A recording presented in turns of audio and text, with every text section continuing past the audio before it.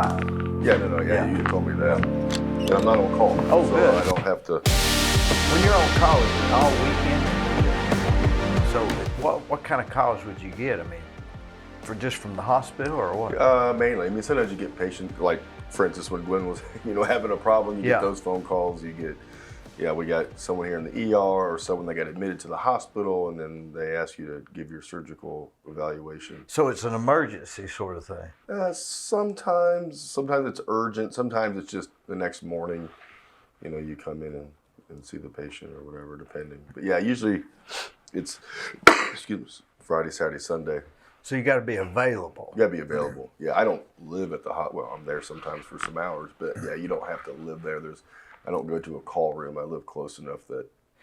What, 15 minutes away or 10? I live about 10 minutes away. And depending on the lights, it could be less, but you know how the lights here sometimes, and traffic these days. Of course, Saturdays and Sundays.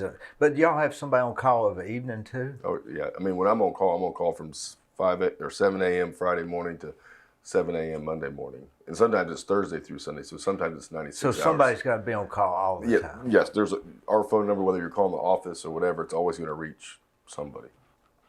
Now, why would you go into surgical rather than something else like eye doctor? Back in the day, so it's been a few years, I went into general surgery because I felt I could still do some type of medicine, but then I could also do surgery and fix their ailment. For me, I'm not a very good chronicity type person. I'm more of an acute person. So you come in like Gwen and had a hernia, I can fix it, and hopefully that alleviates your issue. Or taking out your gallbladder when you don't feel well, or your appendix. And so the nice thing about general surgery is it gave me a wide breadth. I mean, I could go do 6 or 7 surgeries in one day and not do the same one. And so, my dad had said something to me once about being an ophthalmologist, and they have nice hours, make a good living, very smart. And I said, I don't know if I can just sit there and do the eyes all day, every day. As I've gotten older, and time is more of an essence to me than doing all these cases, it's like, well, I don't know, maybe that would have been a better idea. But I still love what I do. The Lord's blessed me. And yes, so like they say, variety is a spice of life. So if somebody comes in for a flu shot, can you give them a flu shot because you're a doctor, or you have to be? I guess I could, but we don't have flu shots in our office. Typically, you would see your primary care doctor. But you could, because you're a doctor? I could order it, yes. And some people, if they're in the hospital and they're due for their flu shot or their pneumovax or whatever, yes, I can order that. In other words, you don't have to be a certain... Correct. So I'm going to say a doctor can be a surgeon could give a flu shot, but a general practitioner couldn't take out your gallbladder. Does that make sense? Nowadays, there used to be a time when the family doctors would take out appendix, take out, do cesarean. Now, they may in small rural counties, I don't know. But for the most part these days, yes, that's... Is it legal, or is it like you're not certified for that? Probably people coming out of practice or out of residency now would not be able to do that. But 20, 30 years, 40, 50 years ago, especially when you're in a small town and didn't have a lot of different specialties, yeah, there were times that family doctors delivered, did cesarean, did, an appendicitis. But a doctor isn't necessarily has to stay with exactly what he does, right? Yes. So nowadays, especially as specialization has become more of a trend, or even in general surgery, people go on and they do extra time in minimally invasive surgery, or they do time in bariatrics, weight loss surgery, or they do in vascular surgery or stuff like that, or even like orthopedics, they go into sports medicine, they may go into spine surgery. So things have become more and more specialized. So dinosaurs like me that can do a wide breadth of things, that's probably becoming less and less, because obviously you want to have a certain amount of cases that you do, a certain amount, hey, I've seen this before, versus, wow, I do this like once a year. So I went to the doctor one time, and he was a certain type of doctor, and I asked him about this, and he had no clue about it. He was so specialized in that I may have known more about that than he did, actually. Yeah, there are things that I was taught in medical school, but after 20 years since I've been in medical school. I mean, there's some things you remember, like, oh yeah, I remember hearing about that disease, but to say that I know all the different medications or the different ways to treat it may not be true. Or if someone comes to me and says, hey, I have a bad joint, I may say, well, you might need that replaced or something, but I am not the orthopedic surgeon to say, hey, this is what you need specifically. But I can have a good idea. Yeah, I guess nowadays they're getting so better at medicine that you really got to be specialized in your area because they've got so much broader knowledge now than. Yeah, obviously we know more about certain things than we did. I mean, there are still things that are still important, like the physical exam, that I think as technology has gotten better, has improved. When I was training, the CAT scans would take forever to get done. Now you can do this amazing, what they call 64 slice, and then even have 128 slice. But back in the day, it was like one slice, so you'd see one picture, and then you'd see another picture. Now it just goes, and they're done. And so the imaging that we can get and the amount of times that we can get a CAT scan, and sometimes we are starting to leave just touching and talking to a patient, and that could be an incredible valuable tool. So, When you were growing up, what made you want to be a doctor? Was you a TV show or anything? I think there was multiple influences. One, my mom was an ER nurse. She was also one of the first people to be on an air ambulance, now known as the helicopter, back in the early mid '80s. And hearing her stories and going to the hospital with her. My dad was more of an engineering mind. I picked up on that slowly, but I was not the engineer person. And then my grandfather, my mom's dad, was a pastor. And my other grandfather, my dad's dad, neither one of them knew a stranger. And they were all about they were salt of the earth, giving of themselves, good Christian men who just wanted to take care of people. And I think through all my parents, my grandparents' influence, I mean, I think I knew like in 8th grade. And that's... Going to medical school is hard, isn't it? It was harder than college. The first set of tests were quite a wake up. I had done well in high school and I'd done well in college, and then my first set of tests, I was like, I need to learn how to study even better. Like, I thought I could study, but you have to get used to how they ask questions and they test you in medical school. So it would be different than a test to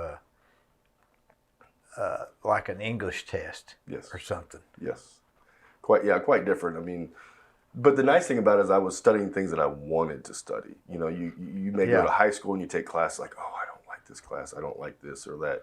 And the same thing in college, they make you take these different classes. Of course, I was more geared towards the math and science, not so much the humanities, but you had to take it. But now I was in medical school, and essentially every class that I took was now something that I really was interested in. That makes a big difference, doesn't it? It makes a huge difference because now you're trying to put all this time in, but you actually want to put the time in because now you're actually studying what you want to do. If you didn't want to do it or have a passion for it, there wouldn't be any way you could go to medical school, would there?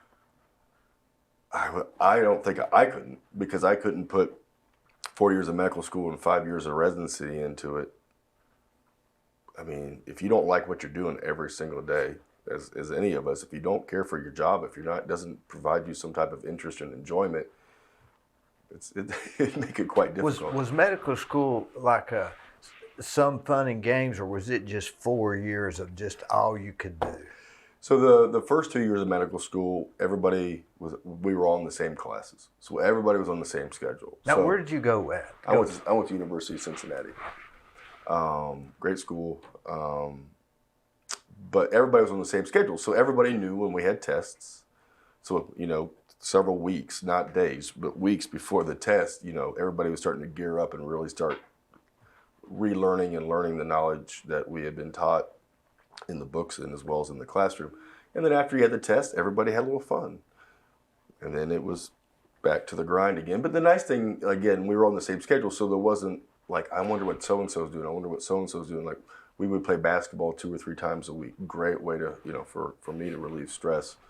Worked out, not so much anymore, but worked out then, so we had good, healthy ways of getting rid of that stress. And then we could have camaraderie and we could commiserate with each other. And And then the second 2 years were all clinicals. So at that point, everybody started changing. You know, someone would be doing OBGYN and someone would be doing surgery. So not, you know, that made it difficult as much, you know, to get together. But I loved, you know, I loved college and I loved medical school. I mean, it was a great 8 years, and so.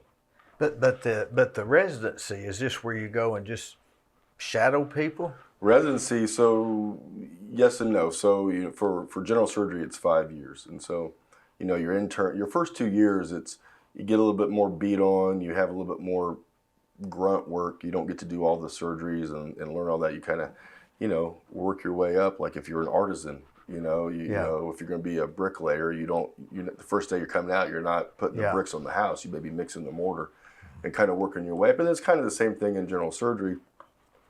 And so my first 2 years, I don't know if you know, but there was a law that came out that said that residents could not work more than 80 hours a week. And so for my first 2 years, that was not in effect. It was a law that came out of New York, but that's a whole other story. But there were times I was on a couple of rotations where I was on call. I had to be available for 2 months straight. Like I carried a pager for 2 months. Those were long. But when I got done, especially after like an ICU rotation, there wasn't a person that came in that I didn't think I could take care of. And then in your third and fourth and fifth years is really when you start operating more. You get, you know, they give you a little bit more respect. You take on some more responsibility. You have other residents below you that you're now supervising. And it was, if you were soft, it was going to be hard for you. If you didn't have a backbone, if you didn't have a little something to you, they could beat you up pretty good. So you had to go without sleep a lot, I guess. Yeah. There was a time during my third year. Well, it wasn't my first daughter was born. I have a couple stories from that, but I had been up all night, and I finally got to bed like at midnight, 3 o'clock, whatever, it was late. And then my wife woke me up a few hours later, said my water broke. And then I had my second child, my son, during my chief year, which is my fifth year. I had just gotten to bed. We had just done an organ harvest on the patient that had deceased, that they were, you know, transplanting organs. And I had gotten to bed at 3, and an hour later I got a call from my wife. My water broke. So, and then one time my wife asked me to go get a bottle for our child when she was in bed. Because my wife did it all. And I guess I woke up, rolled up a shirt, and then handed it to her because just hadn't slept. And she's like, I'm not going to bother you anymore because you're useless. So yeah, the sleep thing was huge. But you know, you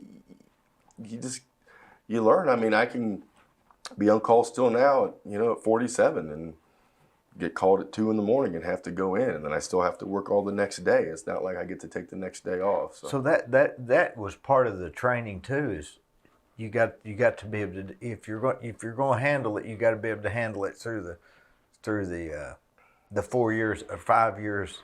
Mm-hmm.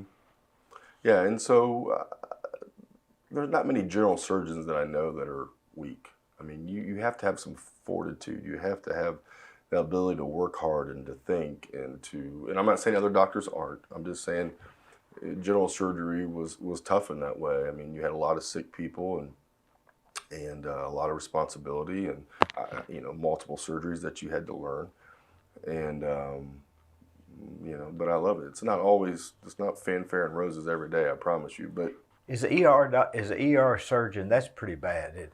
So ER surgeons is what they call acute care surgery. Those are still general surgeons that have more of a their practice is more taking care of people that come into the ER, and usually they combine those with trauma services. So the trauma service, if you come in with a acute appendicitis or a hot gallbladder or perforated bowel, they take care of those, and they're primarily based out of the hospital. That's pretty easy stuff, I guess. So yeah, usually when it's coming to the ER and it's hot and bad, and then anymore, I don't know what it is, but a lot of people are coming in who are just sick. I don't know if they just wait because they don't want to come into the hospital. You know, we have people coming in on blood thinners because people get stents now, you know, for their heart problems. And so then now you have to try to deal with, you know, operating on them versus not operating on them. And operating on them with bleeding versus no bleeding. Yeah. And it's unfortunately it's not always straightforward. Sometimes you get lucky and it's not as bad as you think it might be. And other times you get in there and you're like, oh poop, this patient's sick. Yeah, I always watched MASH, and he always had to run the bowel to see if there was a perforation in the thing. And yeah, especially when you're getting shot. Yeah. He'd always say suction. That's when they get the blood out so they can see, right? Yes, that is correct. Yeah. But that was a different type of surgery. That was just to tie them up and get them out of there. And some of it was, yeah. I mean, sometimes, especially in the forward unit, sometimes it's just damage control. Yeah. Take care of what they need to get done to get them alive. And, I think for the most part, a lot of overseas men and women that were injured, they got patched up at their MASH units, wherever they were. Then I think they got typically sent to like Germany or somewhere where we have a, better hospital, then eventually get them, like the Walter Reed or somewhere over here in the States. Isn't it funny that in the war they'll actually take people they were fighting against and fix them up and send them back? That's the doctor mentality, right? You try not to look at them as an enemy, or obviously as your patriot, but you try to take care of the person. Did you have to say that oath? The Hippocratic Oath? Hippocratic Oath? Yeah. While you're getting your certificate or something? Yeah, when like the day of your graduation, everybody stands up and does the Hippocratic Oath. How can you go, so when they were in school and they said, okay, we're going to dissect frogs, you're the guy that didn't have a problem with it. Yeah, but no, frogs were in middle school, cats were in high school, and then... You didn't have any problem at all? No, I mean, sometimes you smell that formalin long enough, the embalming fluid, that kind of gets to you, but... Sight of blood doesn't scare you? No, blood doesn't bother me. I don't like seeing a lot of blood, but, blood doesn't bother me. Actually, my Achilles, no pun intended, are bones. I do not like bone cracks and breaks, and my kids love to pop their knuckles and stuff, and I just... That bother you? It doesn't make me ill, but that's not my favorite sound. No. It's like a yes. A fingernails on a chalkboard. Yeah, that's just not my thing. So most anything else. I mean, sometimes there's some things that you smell in the OR that are not very pleasant, but most of the things you get used to. I mean, there's not a time. I mean, I used to shadow, when I was in college and high school, and so I saw things. So I had my moments where my stomach turned, and you get that warm feeling, and you think you're gonna pass out, but thank the good Lord I got over that part. Just you take a deep breath and... Yeah, sometimes you haven't eaten enough. Some people come into the OR, I'm like, did you eat today? No. And I'm like, you need to eat, because then they get lightheaded and they need to sit down and they turn the color of white. And so it's just something you get used to. And I guess maybe I was just blessed. But yeah, you see it enough, you kind of get used to it. Do you think that blood has a real healing powers? Well, yeah. Beyond our comprehension. I mean, for what we know, right, it's got white blood cells that help fight infection, and you got circulating antibodies, and you have inflammatory and cytokines and things that tell us what to do. You got macrophages that once we get a cut, they start laying down tissue. So yeah, I mean, obviously it helps provide our repair system along with the oxygen and stuff that we need. So the blood has a mixture of things that we can't duplicate? Not all the things that we can duplicate. We try to duplicate some of the messenger chemicals that have cells talk to each other. That's, if you get let's say you get a kidney transplant, your body is going to want to attack that kidney because it's not its own cells. So we have these different medications that people have to take so that we tell those cells, don't be talking to one another to attack this kidney. Unfortunately, it's something you have to take every day. So there's probably more to the blood that we don't know, but, there's the Bible talks about the cleansing of the blood. I think it's not necessarily talking about just sins, but I think it's talking about real cleansing powers. Yeah, I don't know enough about that. Obviously, Jesus' blood is the blood we care the most about that does cleanse us. But yeah, I mean, there's probably some stuff in the Old Testament blood. There's talks about blood with women's menstruation. Yeah, and there's a few things in there about that the uncleanliness and such. But I don't know enough about the Levitical things to speak intelligently about. But it does refer to the fact that blood has cleansing powers. Sure. Do they have synthetic bloods? I think they've been working on such a thing. We don't have that here. I don't know. I have not heard specifically that we have this great substitute that you can give at least any vast amount to, you know, if someone's lost a lot of blood, you know, they were in a bad car accident, you know, they got shot, whatever, and they've lost a lot of blood, that we have this great substitute to, we have things to try to help you clot faster and stuff like that, but I've not heard of this fake blood yet. So we're really limited. I guess that's the one advantage to blood assurance or something, right? Yeah, that's huge. Having that available is very important. But what did they do before that, I reckon? I wonder when they started that. Probably when they knew about different, because, you know, obviously if you're a B and I'm an A and I give you blood, you're going to have a horrible reaction or you could die. So obviously we had to understand that there's an A and a B and an O, and there's an AB and there's a RH negative and RH plus or positive. And so obviously giving certain blood to certain people would be a huge problem. When they have the AB and AB positive, what's the positive mean? So it's called the Rho factor, and it's just another part of, and there's other more minor factors that they look at, especially if you're going to get a transplant. But obviously the blood type A, B, and O, along with RH positive or negative, is just another. So, you know, minuses can give to pluses, but pluses can't give to minuses. It creates an antibody, and so then it attacks it, and then it can, like I said, if there's enough of it, it can lead to a clotting issue. I bet you that 1 out of 50 people don't know their blood type. That's probably true. Because my wife and I would sometimes be like, okay, which one of the kids A, one of them's O, and one of them's, you know. Yeah, even you just don't think nothing about it. Yeah, we should have it. It's so important. We should have it tattooed on our arm.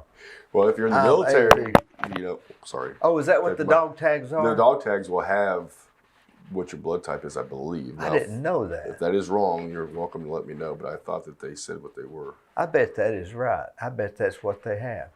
That's how important it is. What else would it have on it besides just your name? It has your name. I think they used to have your religion on there. Oh, really? I think so, but I've not worn a dog tag. So. That'd be an interesting thing. What is on the dog tag? They have your military ID number. Emergency phone call. They're going to call your mom when you're overseas. Vietnam, yeah. That would be. Now, like tomorrow, what will your schedule be? Will you get up and head to the operating room, or will you go in the office and say, okay, what's up? Yeah, well, most days, like tomorrow is mostly office. So I'm in the office in the morning and then in the afternoon, same as Tuesday. And then in the mornings, like tomorrow morning, I have to do a colonoscopy, you know, before I go to the office. You know, Thursday's my main operating day, but I work in other cases at different times throughout the week.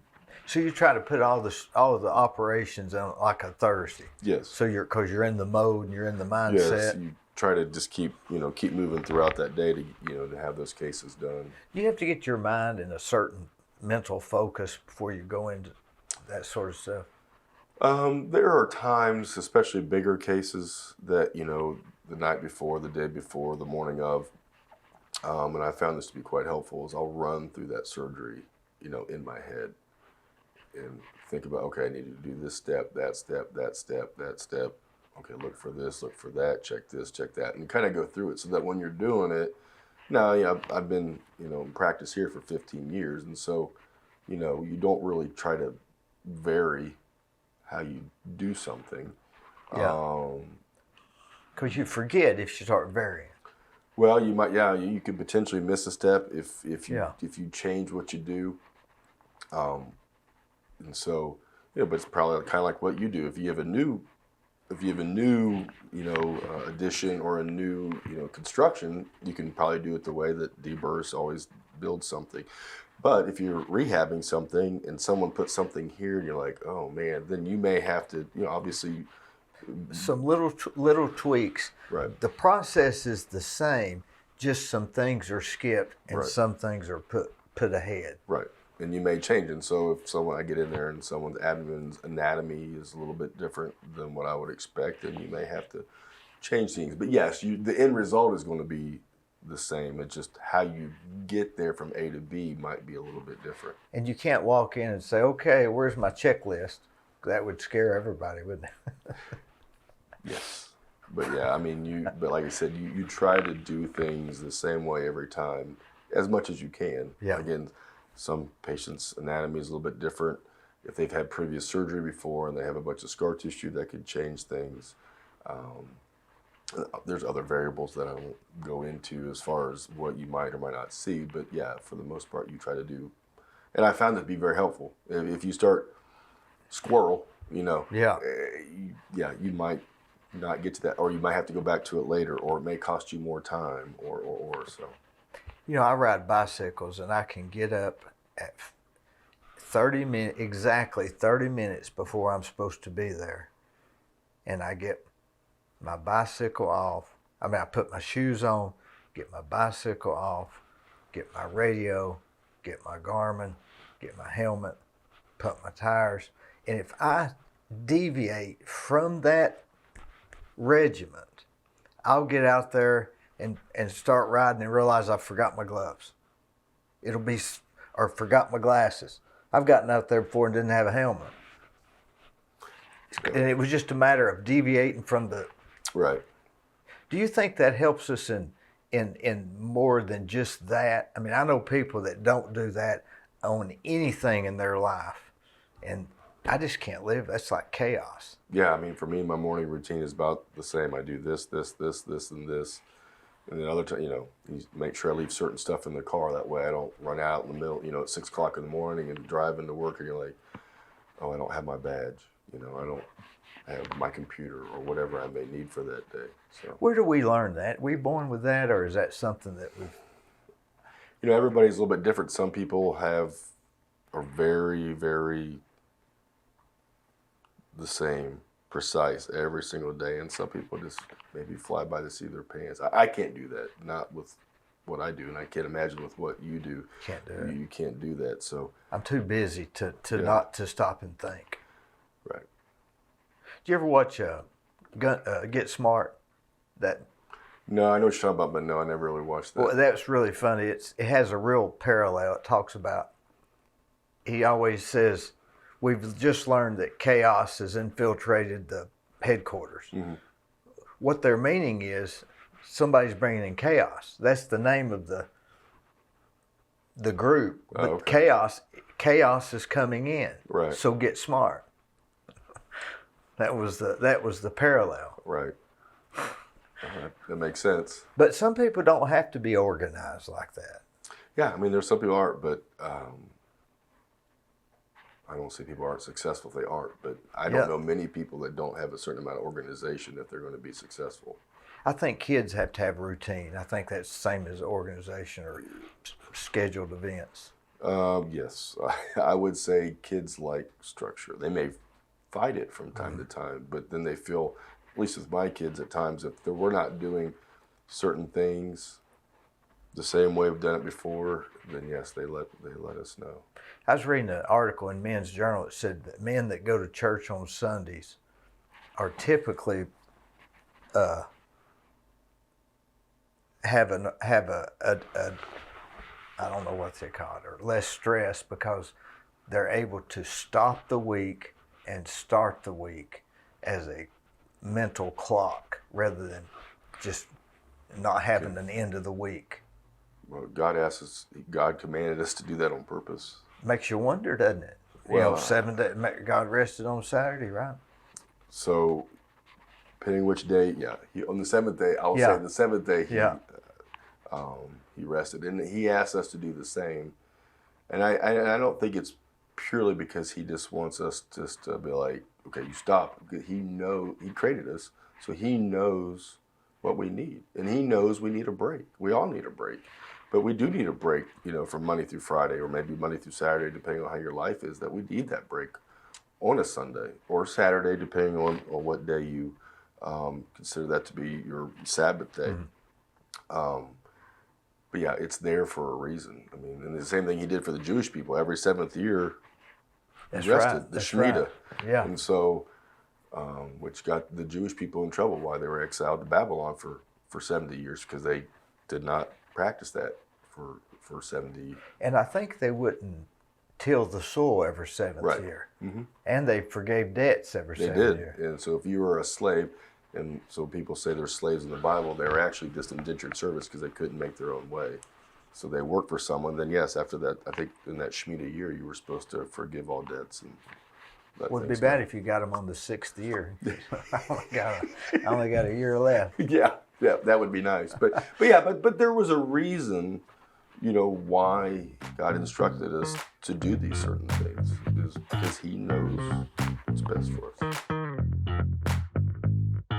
Let me tell you about Capstar Bank. They're located in Nashville, Hendersonville, Gallatin, Athens, Madisonville, Sweetwater, Etowah, and in Cleveland at 950 25th Street and 3855 North Ocoee Street. I've used them. I like them. Give them a try. They're no problem. When you read the Bible, do you see so many correlations with the body and how it was already, the Bible mentions stuff that as a surgeon and a medical doctor, you said that was already mentioned, if that makes sense, like not eating pork. Yeah, well, it depends what you read. Again, if you read in the New Testament, if you read Paul, especially in Romans, he says it doesn't matter what you eat or drink. And I'm kind of paraphrasing it. I've always wondered about that, because in the Old Testament you weren't supposed to, but Paul says it's okay. What was wrong with it then that isn't wrong with it now? Was it something medical? Because they say if you eat pork, it's bad for you. No, I understand. And again, that goes back to the Levitical law, and the Jewish people before the coming of the Messiah. Because they were under the law of Moses. And so if you did all these laws, that's why Jesus says, take my yoke, it's light. Back in the Jewish time, there were 600 and some, and again, I'm quoting from my pastor, but there were 600 and some, how you had to wash a cup a certain amount of times before you drank it. All these different things that you were supposed to do as a Jewish person to follow the Levitical law. But then, when Jesus comes, he essentially, but the Old Testament is still relevant, so don't take me wrong for that. But he abolished all those things. Not that he abolished the Ten Commandments, because we're still supposed to follow the Ten Commandments. But Paul says that you can eat or drink whatever. Now, again, going back to the pork, I don't know if back in that day, if there were certain bacteria or viruses or less refrigeration. Right, and they couldn't take care of it, and so people are going to get sick. Could be same with the shellfish and stuff like that. Again, I am not the master of knowing all that, but what about that diet people that go on the Daniel diet? You ever heard of that? No, the Daniel diet, where they just eat. You know what that is, Gwen? The Daniel diet. I think they just have I forget, but whatever it was, when Daniel was in the lion's den, they just eat what he ate. And it's supposed to help them on their diet. I mean, there's obviously, you look up, there's a ton of diets. And my biggest thing is, a diet's great, you can lose weight. But the problem is, if you don't change how you got to that particular place, it's never going to be better. So if you're not implementing exercise, if you're not implementing healthy food choices, not eating processed foods and going out to eat all the time, and you do that diet, and 6 weeks later you drop 30 pounds, but then you go back to the way you were before without changing anything else, you're just going to gain that 30 pounds or more back. And so diets are fine if you want to help you get started, but to say, well, I'm going to do this and lose all this weight, well, if you don't change how you got there again, and as we get older, our gas mileage gets better, so we don't burn like we did when we were 16. And wonder why that is. Metabolism?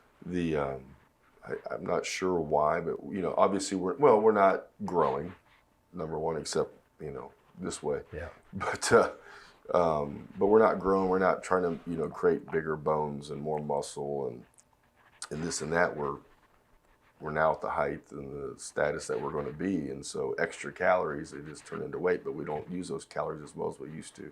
If we exercise more, so you're supposed to burn more than you take in.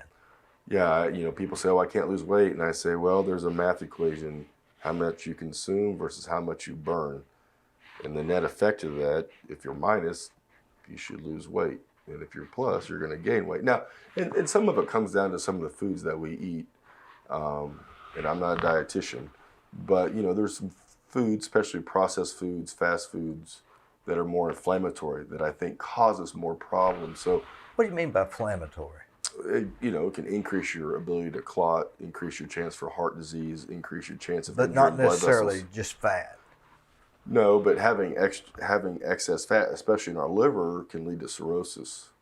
So that's a whole other pathway. But I mean, you can eat 500 calories of a healthy piece of meat and green beans and corn, and then you can eat 500 calories of fast food, which is not very easy to do because there's so many calories in it. But I think how your body responds to that. I mean, think about it. I mean, when you eat healthy food, you're hungry in a few hours, typically. And if you get a big whatever fast food thing and eat the same amount of food, it typically will sit with you longer, or it will make you feel worse. And as I've gotten older, I can tell certain foods that bother me more than others. Sort of lay on you. Yeah, exactly. You just have this heavy gut. Versus if you eat, again, a healthy piece of meat, unless you're vegetarian, and a nice piece of chicken, green beans, corn, or whatever. But it's healthy and it's cooked well, and say it's even from your garden.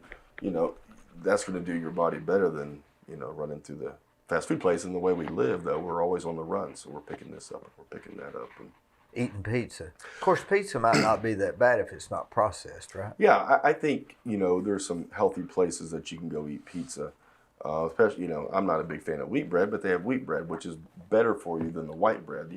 It's the white stuff that gets us in trouble: the white pasta, the white dough, white flour, white dough. What is it the Chinese say? Sugar, salt, and flour. The three white evils, they call it. Well, Something like that. It could be. I mean, and everything within reason. But if that's what you're eating a lot of bread, you're eating a lot of pasta, you're eating a lot of potatoes, and that's macaroni and cheese, like people like. And I understand it's all good, but the problem is too much of it is not good for us.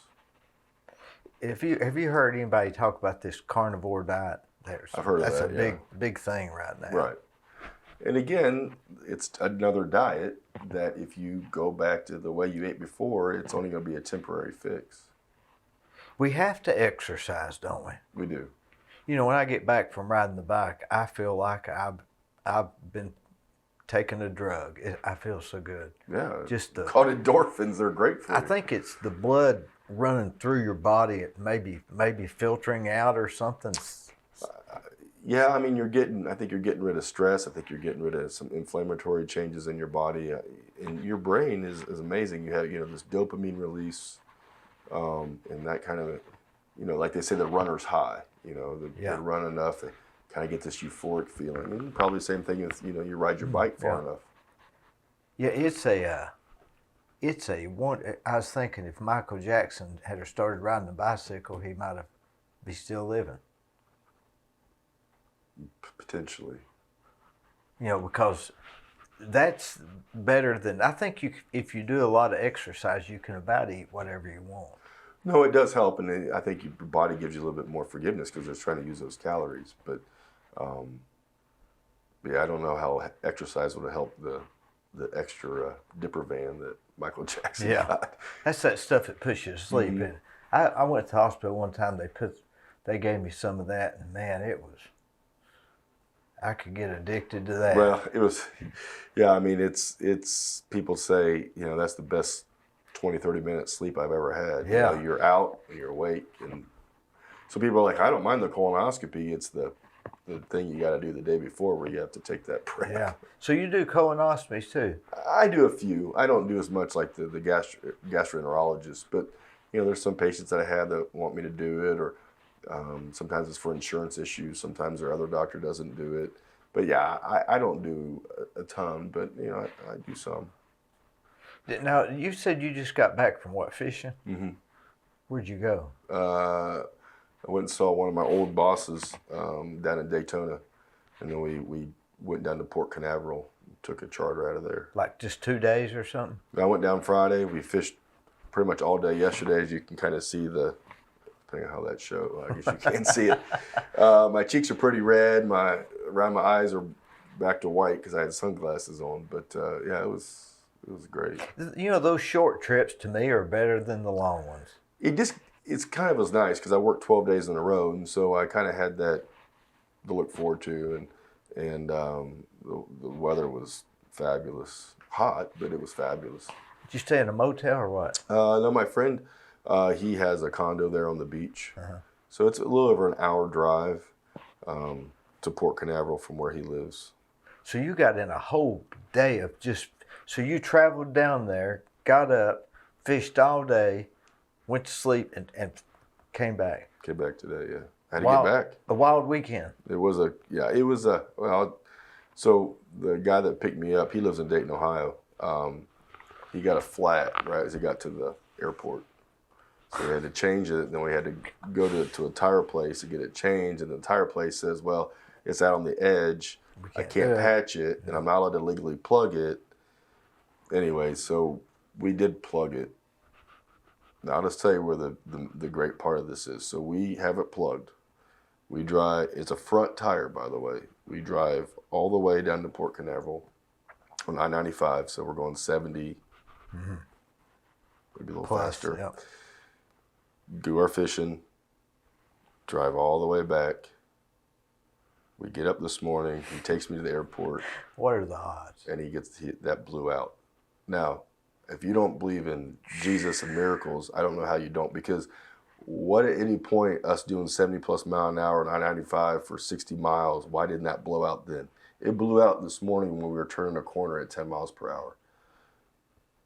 I mean, I might not be here talking to you right now. So I chalk that one up to the good Lord watching over us, because at any point, I mean, why? Why at 70 plus miles? You couldn't hardly hold it in the road if that happened. No, at that fast in a front wheel. Anyways, I was thanking Jesus, because there's a chance I might not have been here. I guess that's why you're not supposed to patch the sidewall. You're not, and we knew it. We thought, it was a rental car. We were just trying to get through for the weekend, and anyways, but yeah, there's a reason why. I guess so. Yeah. Now, was you raised in Cincinnati or where? I was raised just north of Dayton, Ohio. So I spent all 32 years of my education growing up all in Ohio. What's Dayton, Ohio like? I would say it's an older looking Chattanooga, except there is a river that runs through it, the Miami River. But as far as population size and surrounding, suburbs, it may not be now, but at one time it was more of like a Chattanooga. A little less population, maybe? No, it's probably every bit the size of Chattanooga as far as population, especially if you count the surrounding suburbs. How far is it to Dayton, Ohio from here, if you drive? It's 390 miles. So 6 hours, 7 hours? 6 hours. You go home much? It depends. We usually go home a couple times a year, and then my stepdad and my father-in-law passed away within like 2 months of each other during 2020. So we were rehabbing my father-in-law's house. So we went up there quite a bit. But yeah, we try to get there a couple times, once in the summer, which I'm not sure if that's going to happen this year because it's just been crazy. And then we try to get up for the holidays. It's hard to get time to do stuff like that, isn't it? Well, between your work schedule and taking care of stuff at the house and your kids' extracurriculars, How old are the kids? 18, 16, and 14. So yeah, I have one starting at UTK this year.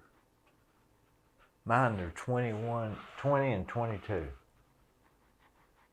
Yeah, so I think my oldest son has come down there and shadowed with you or one of those people in your office, because he's trying to decide if he's going to be an MD or a PA.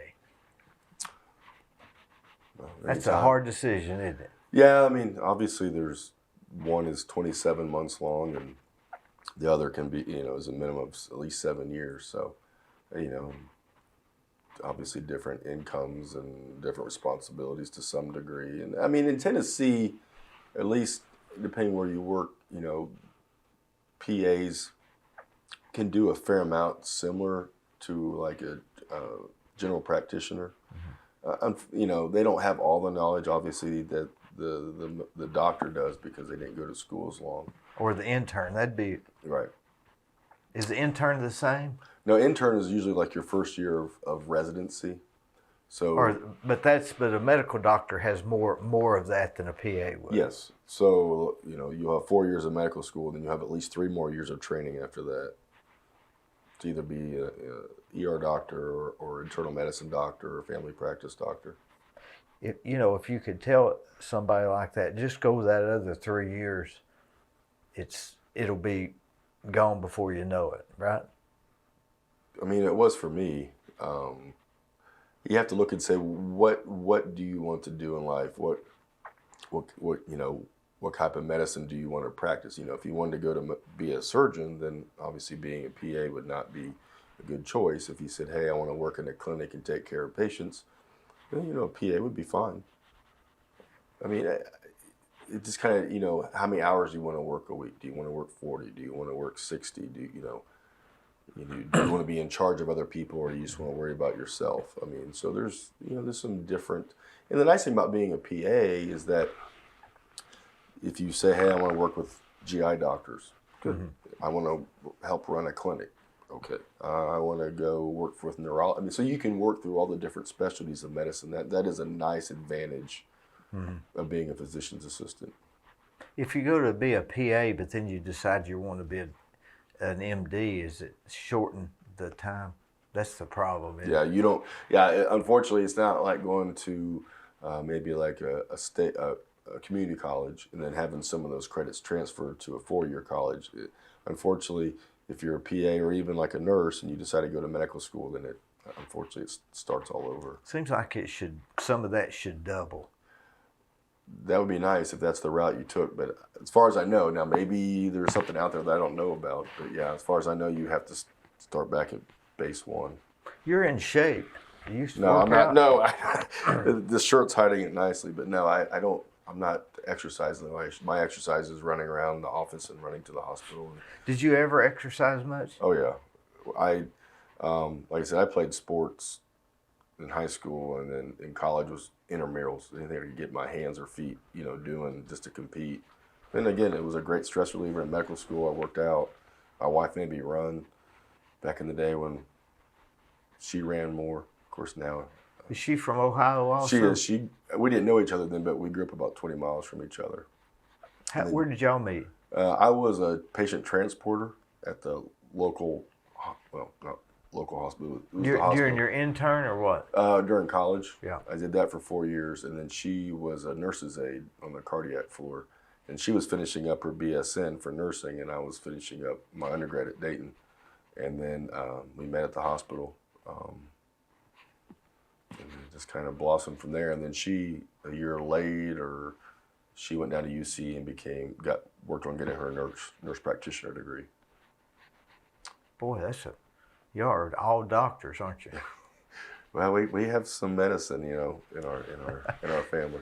Now, I would think I'm sort of a hypochondriac. If I was to go to medical school, I'd have everything in the book. Well, actually, you're not alone in that. There's, for instance, like, you're studying about meningitis, and everybody that's got neck pain is like, yeah, do I have meningitis? So yeah, See, that my does neck happen. just started hurting. Yeah, that's not uncommon that you start learning about different diseases, and then your side hurts. Do I have appendicitis? Do I have a kidney stone? You start thinking about things like that. So you would not, yeah. Do they get over that? Yes, for the most part, yeah. What do you finally come to the realization that you don't have it? You don't have any, any other symptoms or signs that go along with that particular disease. But when you look in that stuff, it's just the symptoms of a disease. They're all the same. I've got all of them. There are some the things that go back and forth. You can have nausea and vomiting. Well, nausea and vomiting can be from 100 different problems. Yeah. So just because you have that So you have to look at what else do you have? Do you have a fever? Does it hurt in somewhere?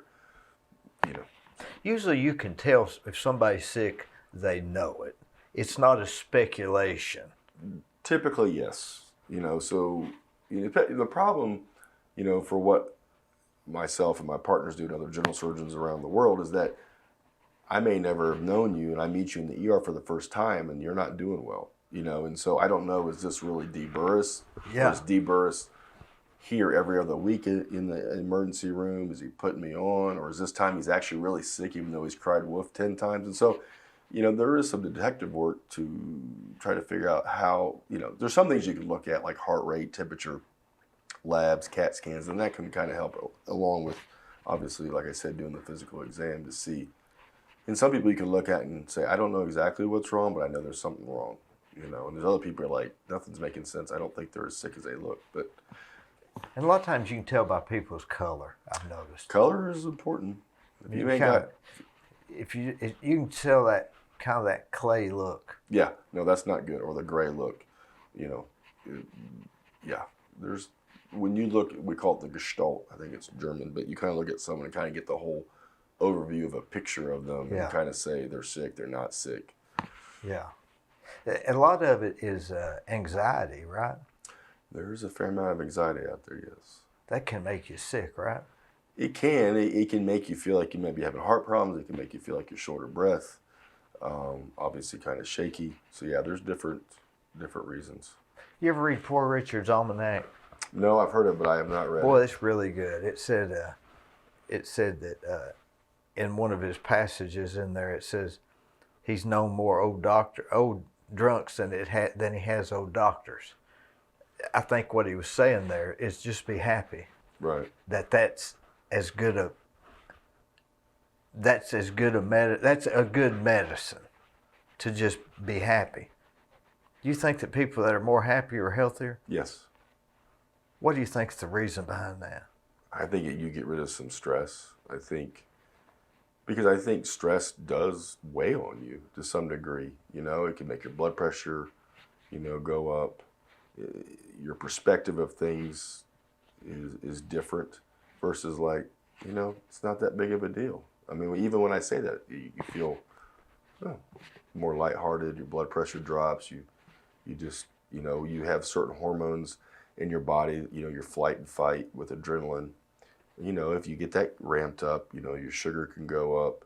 Your blood pressure goes up. Your blood vessels are constricting. Just things that you don't want happening unless they need to really happen. And so they can make you sick. Well, to some degree. Over, I think, a prolonged period of time, yeah. I don't think being anxious once or twice is going to hurt you, but if you're living in that constant, and a lot of people don't realize that they're living in that, I call it negativity.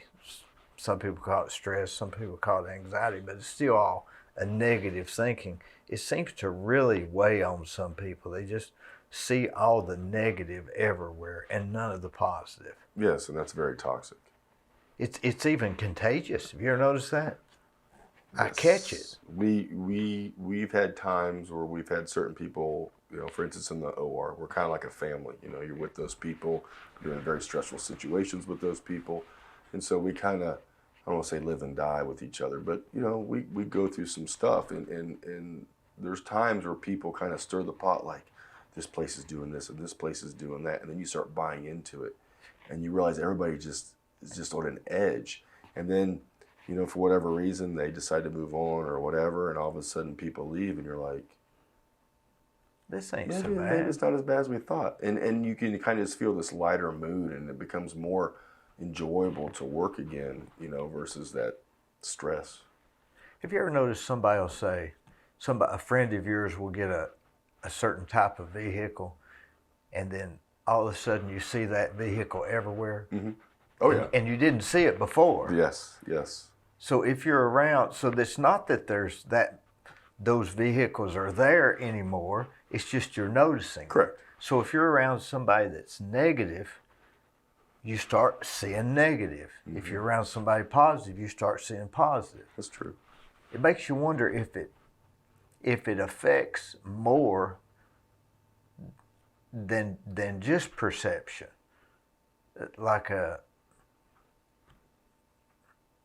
what was it that guy, Earl Nightingale, said, whatever's on the inside will be on the outside. And maybe vice versa, whatever's on the outside may get on the inside. Yeah, no, I would agree. Yeah, if you let that continue to consume you, yes, then that's what you become. That's why they call it toxic. It really is. Have you heard these stories of people that were real sick and they were going to die and they go on this vacation and they relieve all their stress and they come back and the disease is gone? Is that just myth, or is there actually cases like that? I have not heard that. So yeah, I've not heard of someone with stage 4 cancer going to the Bahamas for a week and a half and they come back and their cancer is... What about a lump or a growth? Because you hear these stories, I came back, the doctors couldn't believe it was gone. Was that just a misreading? Well, I mean, one of a couple of things happened. Either one, it was overread and it really wasn't as bad as maybe what the test showed, or the Lord healed them. I mean, and that can happen. I mean, some people say, well, I'm not going to do anything. I'm going to pray for a miracle. And that can happen, but God also uses the medical community to assist you in getting you better, I believe. It's kind of like that guy on the house in the flood, right? Yeah. You heard of that parallel? Yeah. I sent you this, Yeah. this, and this, Yeah. and you know, what else do you want me to do? Yeah. Yeah. And that's true. Yeah. I mean, sometimes God can lift us up and take us right out of it, or sometimes we have to use the assistance that He provides us.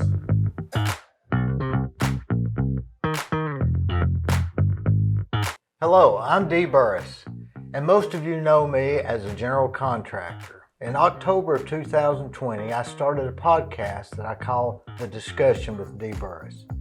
Each week, I have conversations with interesting, informative, and fascinating people from Cleveland and Bradley County and the surrounding areas. You can watch the discussion at dburris.com on YouTube and Facebook, where we would ask you to please subscribe, it's free, for updates and notifications of new shows. It's no problem.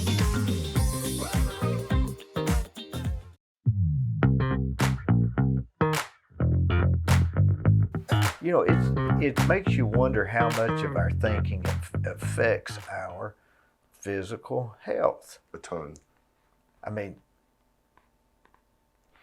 maybe not in the end after we've got all these things, but maybe a prelude. I mean, you couldn't be so positive that stage 4 cancer would go away, right? I don't think so at that point, but it may help you from getting to that point. And I don't know that, so that's right. I don't want someone to say, well, Dr. Wenger said this. But we're just solidifying the fact that positive thinking has positive outcomes. Well, I believe it does, and I think it can help you with more stressful situations if you have a positive outlook. If you don't let the little things, chew you up. It's very easy, especially when I'm on call, and you start getting one phone call after another, and you're like, should I go? Should I not go? Or they want me to come? Do they not want me? Yeah, which one am I going to do first? And I got all this stuff to do, and I don't, why, and then you step back, or, what I've learned a couple of days later, and you're like, it all got taken care of. So next time when they call you, so I have to have a sign like that says, Eston, you need to chill. Eston, you need to chill. You need to chill. It'll be fine. You'll take one thing at a time. It's hard sometimes when you're in the moment. Very hard.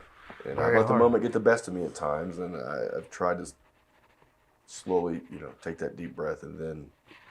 Do you think it's because we want everything to be like this in its place that when things get out, then we get disturbed? Yes, I think for me, I don't mind working hard. But, when you have your day that you think is lined up the way it's supposed to be, and then you get curveballs thrown in and monkey wrenches, then you're like, oh, man. Are you the type of guy that if you get a monkey wrench in your day, you'll stay up late to finish everything on the list? Or will you catch it the next day?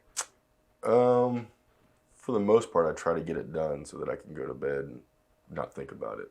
But there's times where you're tired or you've been busy, you're just like, I'll take care of it. Mostly it's like taking care of charts or certain things like that I don't want to do a chart days and days later because you may not remember all the details. A day later, not a big deal. Yeah. But yeah, for the most part, I'm one of these, if I know that I need to get something done typically, it gets done. You'd rather stay up late, Yes. stay longer, whatever it takes to end the day. Yes. Yeah, I don't like things hanging over my head. I can't stand things. I call them punch list in my business. Right, I don't know right. what you'd call them in yours, but man, they just drive me crazy. I'd rather just go right now. Yeah. Get it over with. Well, yeah, and I would too. And so, sometimes there's a phone call you gotta give, or a text you gotta give, or and you're like, I don't really want to text that person back because they're not gonna like what I have to hear. But you gotta do it at some point. So do you sometimes people text you and say, how did that come out? You got to answer them? Sometimes when it comes to people though, or patients, like I can only talk to certain people. So Yeah. if people text You me couldn't about, text back and say, sorry, it was stage 4. yeah, no. I would not do that. That's something I try to do in person because that's a discussion. Yeah. I need to be looking at them and talking to them because it's very difficult. And as soon as you say the C word, people's minds go, and it's normal. And I tell people, you may remember 10 to 30% of the things that I tell you from here on out. And a lot of times people are like, I know you talked to me about the surgery, but I don't remember anything. And I said, well, that's normal. That's not abnormal. That doesn't mean anything about you. It just means that all of a sudden you heard that word and your mind just went 1,000 different places and blew up. Is cancer the same thing that they described in the 50s? Is it the Yeah, same? I think so. It's the same. Have they not changed the, like they used to do these x-rays and say this is cancer. Mm-hmm. Now the x-rays are more defined Yes. and better, and so Yes. maybe they're picking up more cancers that they wouldn't have. Yeah, so we have CAT scans that have become incredibly very good imaging, and now we have MRIs that we didn't have years back, and now we have something called a PET scan that looks for what we call hypermetabolic tissue, meaning that tissue is grabbing more, in this case, sugar. That's what they label it. And so tumors, since they replicate faster than normal cells, that they're going to light up.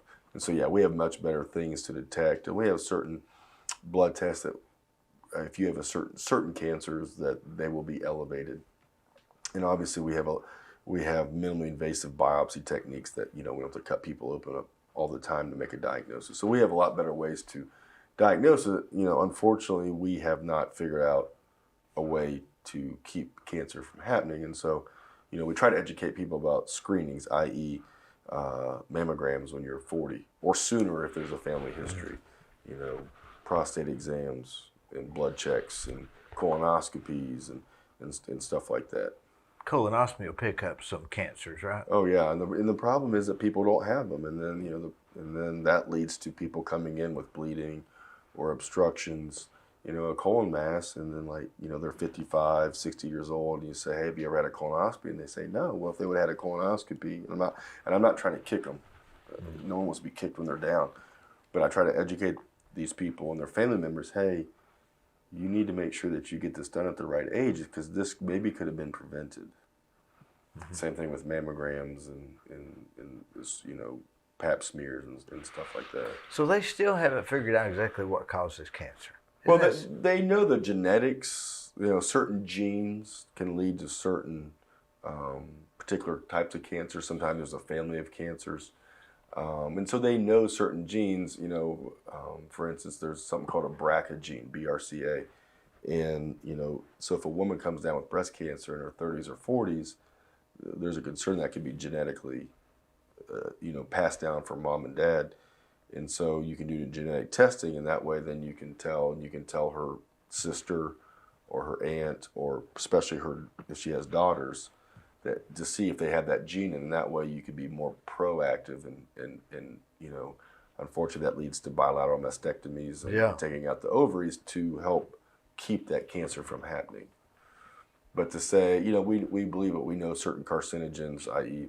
smoking for lung cancer and bladder cancer and stuff like that, and certain like asbestosis with mesothelioma. So we know there's certain triggers. Doesn't mean if you've been around that or been around this that you're necessarily going to get it. We just know that there's a higher incidence of that happening. Correlation. Yes. Not causation, maybe. Correct. And it could be. Could be. But to say that if you're around this, you're 100% chance you're going to get it, it doesn't mean that. I was reading a book here a while back that said of all the averages that people are supposed to be in, that everybody has 2.8 abnormalities that are not necessarily wrong. I don't know. Because somebody could just run high blood pressure. Yeah, and we know that's genetic. Yeah. We know certain type of cholesterols, that's genetic. Maybe some people maybe their body just operates on a higher blood pressure level. And there's some of that too. I mean that they're just wired that way. Right. We don't want it to get too high. Now, someone that lives at a blood pressure of 180, 190, and all of a sudden you back them down to 120, they might feel bad. Yeah. Because if your blood pressure, if you're healthy and you're fit, and your blood pressure may be 110/60, I would not want to drop you 70 points because you probably wouldn't be alive. So yeah, I mean, and again, that's not, we're not all the same. Obviously, some of our genetics are a little bit different in this and different in that, and so how you may respond to a medication, I may respond a little bit differently too. So. Do you think that when you're at work, do you eat at the cafeteria at the hospital every day? Several days a week, yeah. Is it pretty good now? I like it. It takes spells, Sometimes I understand before I moved here that the cafeteria was really good. Like people would even come there for Sunday brunch or after church. No, it was, Sunday church, and they'd have Fish Friday. Okay. They'd have like all you could eat seafood, I think. I don't know. Again, that was before my time. Yeah, there was a time where it was, and then COVID hit, and we used to have we had Stella there that would have her own separate little area, like you could get sandwiches made and sometimes pizzas and this and that, and then COVID happened, and so that all got changed. But the food there, last year or so, I think is good. I don't know that's gourmet, but I think it's really good, and the way they present it, it's very colorful and convenient. Yeah. Don't have to leave a tip. No, but we have some really super people that work there, and like I said, I think I don't eat there every day just because I just don't eat there every day. But when I do eat there, I think it's good. Now, why did you pick Cleveland? That's a great story. How long is this podcast? We got enough time. No, like I said, I lived in Ohio all my life. My wife had lived in Ohio all her life, and I just. 2006, 2007, I just felt that the economic climate in Ohio was. Did you work there? I mean, were you already a surgeon? No, I had finished my training and I had gone to Cincinnati to do some extra training and some vascular work. But and I thought I was going back to Dayton. I had already been offered a job during my residency. I just kind of looked at it. And at that point, my parents were divorced, so my dad had already moved to North Carolina to build. He was building on a plantation. And he's like, "Oh, Eston, you'll love the Sun Belt. It's so nice." So he was out on the coast, just north of Myrtle Beach. And so I started looking, and my wife at one point said, "Well, what about Cleveland, Tennessee?" And I said, "Well, what about Cleveland, Tennessee?" I look at the map. I'm like, where did she heard that? I have no idea. I guess she just looked at a map, and because we had looked at Hickory in North Carolina, and I think we were at Martinsville in Virginia, and I looked at Calhoun in Georgia. They had a nice setup, but so I came here, and I can't say that my first interview was it was a kind of just dropping in since I happened to be over at Hickory. Did you know they were wanting help or needed help? I think so. There was a recruiter here at the time, and I think I spoke to her, and I kind of just dropped in at the office and at the hospital, and I met Dr. Rumble, Coombs, and Johnson, and they're like, "Well, yeah, if you're the right fit, maybe we can make this work," because they were looking for someone, because someone that they had just had left. Coleman, maybe. It was after Coleman. He was only here for 2 years. Andre Grisham, is it Grisham? I don't know him. He wasn't here very long. Mm-hmm. So they were kind of needing someone, especially to take call, because when you take call every third night versus every fourth night, amazingly, it's big deal. It's a big difference. So then I came down for a formal interview, and it was much better. And Dr. Coombs. I don't know if it was that. She fixed like beef medallions and At their house? yeah. Anyways, that probably suckered me in. I think it was that time. I know she's made it before, but anyways, but I got a better feel of it. And here they were going to let me kind of have a broad range. You know, I could do some vascular, I could do scopes, I could do general surgery, and seemed like a good fit. And so I chose to come here. And so we moved here June 2007. Where was they at when you came here? Were they at the They're still in the Bradley Professional Building. yeah, downstairs? Yeah, first floor. They took Dr. Johnson took a lipoma off my back. Mm-hmm. You take a lot of them off? Oh yeah. That's like they always come on the trunk of a man right in here, don't There's they? a fair amount, but there's some people that get a few here and there. Then other people that they get them on their arms. Some people grow them. Yeah, some people are like small farms. And you just take a few off here and a few off there. And a few off No here. biggie. Typically, no. And some people can make some. When you doctors say typically, it scares everybody to death. Have a little fun. I guess you have to say typically. You can't Yeah, say it's hard to say 100% or 0%. You know, because as soon as you say that, you'll find one person or two people that are not that. Well, you know, a funny story. When I had that lipoma on my back, I was going to see a doctor. I forget what his name was. He's died since. Okay. And I can't remember his name. And I went and I said, is this cancer? And he said, no, it's a lipoma. And I said, are you sure it's not cancer? And he said, yeah, I'm sure. And I said, are you positive? And he said, yeah. And I said, off the record, are you damn sure? And he said, I'm damn sure. Yeah, and we get those questions. Yeah. And so. But that was off the record in case, I guess, you know. I don't know if anything's ever off the record. But Dr. Johnson took it off. Yeah. I ate breakfast with his brother. Okay. Bob or Bill? Bob. Or not Bill, but Tom. Tom, yeah. Yeah, I think Yeah. at least Bob was in Cincinnati and Tom was living here. Is that right? We all were in the same town, were you? What's that? Yeah. I was in Cincinnati for 4 years during medical school. Oh, okay, so you didn't. I obviously didn't. So do you like Cleveland? Yeah, I love Cleveland. There was a time I was ready to move back to Ohio for the first year because, you know, it was different. I knew Ohio. But after about that first year, it was. I wonder what changed. I think we obviously became more connected here. You know, we met more people, got more involved. There were, you know, Debbie Melton, Ken and Debbie. I mean, yeah. She took us in like a mother hen and loved on us and made sure our first Thanksgiving was with her family. And, you know, and I've told them, I said, but, you know, forever they will be endearing in my hearts because and there's other people,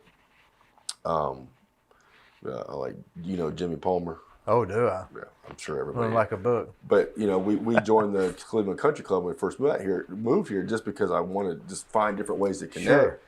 And he's like, hey, come on. And he showed me around. I mean, so again, for him, I'm always appreciative. Right, yeah. Because he showed me a lot of hospitality. He didn't know me from Adam. And I built both their offices, renovated their house twice, and probably something else I hadn't thought of. Yeah. They're really good to work for. Oh, good. She's going out of business, I reckon. I think they're closing their practice. You know, one of their partners one of their docs is moving, and you know, it's hard anymore if you're a person that takes call at a hospital to be by yourself. And so they have to cover, obviously, for. It'd be near impossible. You couldn't do it all. It's very tough. I know back in the day, people used to do it, you know, and I don't know what kind of lives they had, or no lives. But it's hard that if you have to be on call every single day.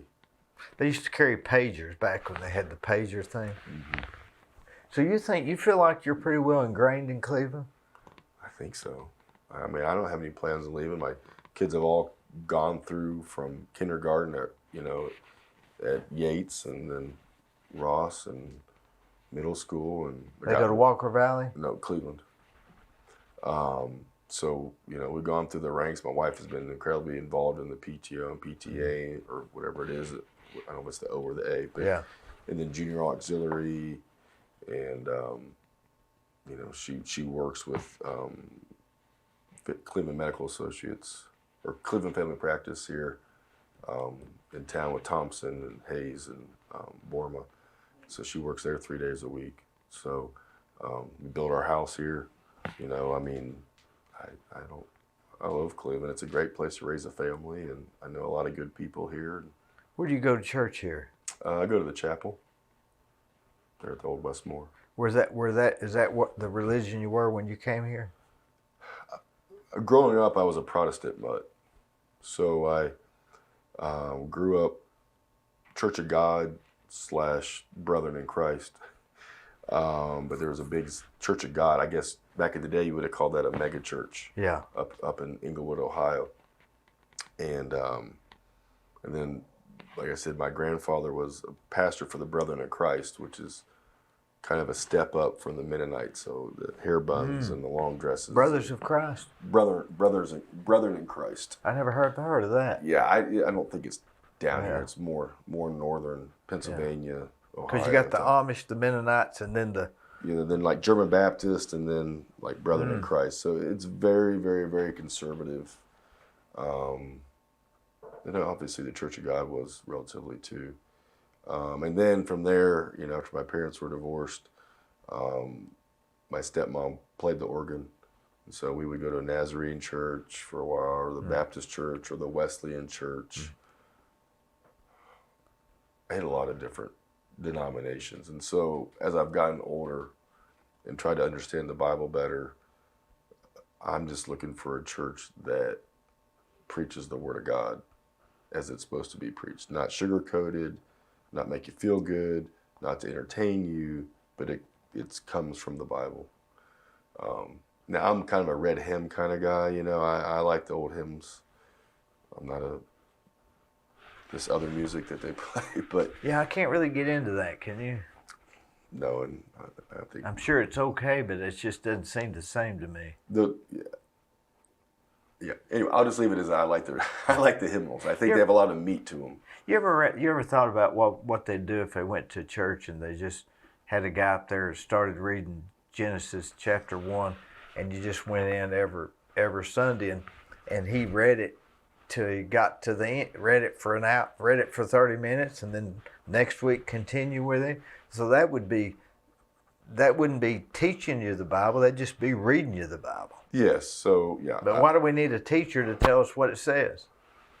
Because I think for a couple of reasons. One, they've had some education. Number two, they probably spend more time. Now, not to say that you can't spend an hour or two in your Bible every day, pray in the Lord. But there's times that I've read a verse 5, 6, 7 times, and all of a sudden on the 7th time you're like, oh yeah, oh. So there's some discernment about reading the Bible, and I don't understand all the different laws, and so I like at times like for pastors to say, well, this is what it meant in the Hebrew culture. Right. This is what the Greek literature said. This is what this word can mean 3 different things. Or he was talking to the Jews. Yes. It has a whole different meaning. He was talking to them, not me. Right. And there's numerous examples. For instance, when Jesus comes back, to come get his bride, no one knows the day or the hour. Well, again, when he was talking to the Jewish people, they understood that because they knew that when a man picked his spouse and everything was agreed upon, that he would then go prepare a room. Like Jesus says, I'm going to prepare a room for you. If it were not so, I would not tell you. And so the father then inspects the room, however long it takes him to construct this place for him and his new bride to be. And then the father inspects it and says, now it's time to go get your bride. Again, another illustration of Jesus and his father with us here on earth, kind of the parallel. And so then the wedding feast is 7 days. Obviously 7's huge in the Bible. But I didn't really connect all the dots until I heard someone that understood the Bible better than me. And there's other numerous examples that go on and on. But so I think that's why you have a teacher, and like at the chapel, what they do is they'll pick a chat, like we're in Mark, and not every Sunday is that way, but they'll take 8, 10, 12 verses or whatever the appropriate amount is, and then go over the topic. And so you don't go through 2 chapters. Most preachers that I've watched or listened to, I've watched on YouTube, whatever, like John MacArthur out in California, they may only read 5 to 7 verses, but they, really get to the meat and bones of what those words are saying. And then at that point, you're like, I've read that before, and I never got that out of it. And then you put all the context with it. We want to read it like a book. Yes. And it doesn't It's read not that a book. way. It is a book, but it doesn't read that way. It's not like a novel. It's not like a plot and a thing. And right. That's what makes the Bible a little bit difficult to read. It is, in a sense, difficult to read. And if you don't have a lot of knowledge or you don't spend time in it, reading those, you could read the words, but do those words have meaning to you? You read the King James or NIV? I have an NIV. That's what my grandma and grandpa gave me. But I know some really, truly Bible-believing people say that you have to read the King James Version because they feel that the translations have been a little bit adulterated and they don't really say what they meant to say. And some say that King James was adulterated or was changed a little bit. Who knows what it... We just have to sort of live by faith, just like going to the doctor. We have to check, try to eat right, try to exercise, but inevitably we just have to say, I don't know what works. Yeah, I mean, I had a discussion with one of the employees at the hospital, and we were debating this. I don't know if we were debating, but we were discussing it. And I said, I, as a Christian, have to believe that the Word of God, the Bible, is inerrant. I have to believe that it's inerrant. I can't believe that there's errors throughout the Bible. Otherwise, I feel like it undermines my faith. So, if it did have flaws, I'd just have to throw the whole thing away, wouldn't you? Yes. I couldn't go by it. If one part of it's wrong, then it destroys the rest of it, in my opinion. Now that group that got together and decided which books went in the Bible, what do they call that? The Council of Sadine or something. Council of Nicene. Oh yeah. The Nicene Council. The Nicene Council. They decided which books went in. Mm-hmm. That's why the Catholics had 4 more books. Yeah, and I've heard there's the Book of Enoch and talking about the Nephilim and this and that. And again, and Nephilim's actually mentioned in Ezekiel, I think. Well, I mean that's the big reason why we had the flood, because it depends on how far you want to go with I've this. I've not thought of that. Well, it's because, and that could take me down another lane. But anyways, you had fallen angels mating with the females here on Earth, and then you had these giants. Yeah. But the DNA of these people, Nephilim, were not as God had designed it, and they became evil. The evil in the world. I had never thought about that, but the Nephilim were here before the flood. Yes, and that's a big reason why. Well, the evilness, the corruptness is why. And it's funny, you think about warning people about Jesus, or about impending doom. Noah built that ark for 120 years. At no point did anyone think, He built it for 120 years. That's my understanding. Again, if I'm ever wrong, people are welcome to tell me. But it was 120 years, and see, the people laughed at him. I didn't know this either, but there never had been rain on the earth. There was water on the earth, but it had never rained.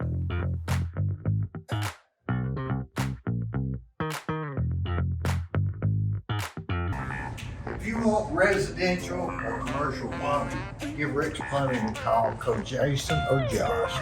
They'll do you a good job. I use them. I've used them for years. They're no problem. Come on, woo!